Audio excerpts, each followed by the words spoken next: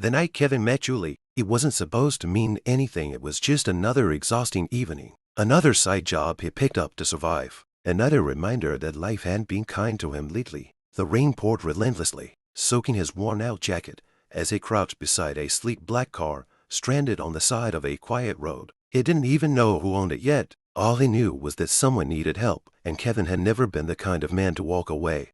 "Excuse me, can you fix it?" A soft voice called out from behind him. Kevin looked up, and for a moment, everything else faded. Julie stood there, elegant yet oddly vulnerable, her heels sinking slightly into the wet ground, her eyes carrying a quiet kind of strength mixed with exhaustion. She didn't look like someone who was used to asking for help, but tonight, she had no choice. "I'll try," Kevin replied gently, already rolling up his sleeves despite the cold. "You should sit inside. It's freezing out here." Julie hesitated. Most people didn't speak to her like that, not without recognizing who she was first. But Kevin didn't ask questions. He didn't stare too long. He just cared. As Kevin worked under the hood, the rain dripping from his hair, Julie watched him from the car window. Something about him felt different. No arrogance, no hidden agenda, just quiet determination. After a while, she stepped out again, holding an umbrella over him. "You don't have to do that," Kevin said, slightly surprised. "I know," Julie smiled softly, "but kindness deserves kindness." Those words lingered in the air longer than either of them expected. Minutes turned into an hour. Kevin's hands were dirty, scratched, and cold, but it didn't stop. Finally, the engine roared back to life. He stepped back, breathing heavily but satisfied. "It should be fine now," he said. Julie looked at him, not at his worn clothes or tired eyes, but at the man who stayed in the rain for her without asking for anything in return. "How much do I owe you?" she asked. Kevin shook his head. "Nothing." Julie frowned slightly. "Nothing.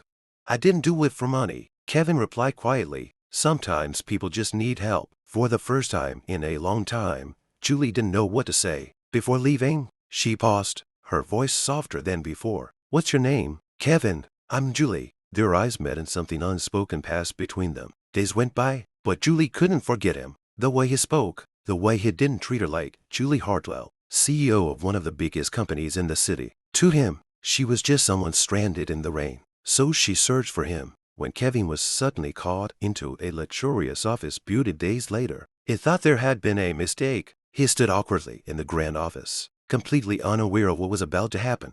Then the door opened. Julie walked in. His eyes widened. "You own this place?" Julie smiled, a little shyly. "Yes." Kevin stepped back slightly, almost uncomfortable. "I didn't know." "I know," she replied softly. "That's why I wanted to see you again." She offered him a job, something simple but stable. Kevin hesitated at first, unsure if it belonged in her world, but Julie didn't pressure him. "I'm not helping you because I feel sorry for you," she said gently. "I'm helping you because you helped me when you didn't have to." Kevin accepted.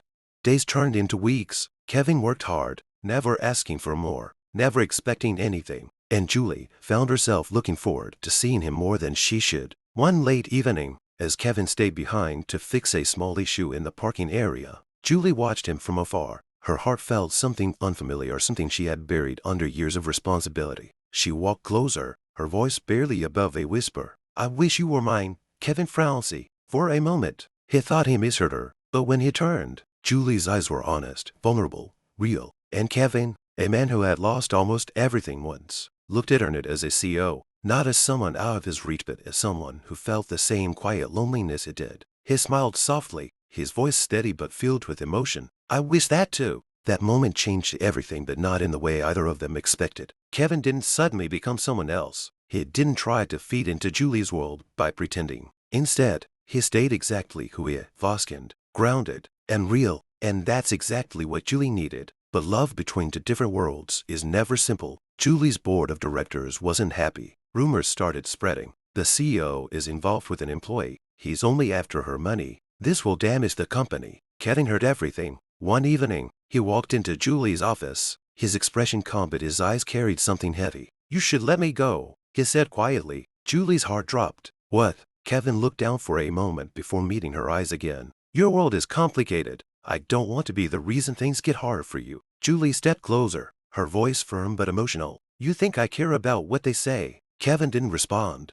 "I spent my whole life surrounded by people who wanted something from me," she continued, her voice trembling slightly. "Power, money, status. But you You were the first person who asked for nothing. Tears filled her eyes. So don't you dare walk away thinking you're not enough, she whispered. Kevin felt something break inside him, not pain, but the walls he had built for years. I'm not leaving because I don't care, he said softly. I'm leaving because I care too much. Julie shook her head, stepping even closer. Then stay because I feel the same. Silence filled the room, but this time it wasn't heavy, it was comforting. Kevin reached for her hand. I don't have much to offer, he admitted. Julie smiled through her tears. You already gave me everything I needed. Months later, things settled. The rumors faded, and instead of hiding their relationship, Julie made a bold decision, stood in front of her company, and told the truth. He didn't choose me because of who I am, she said confidently, and I didn't choose him because of what he has. We chose each other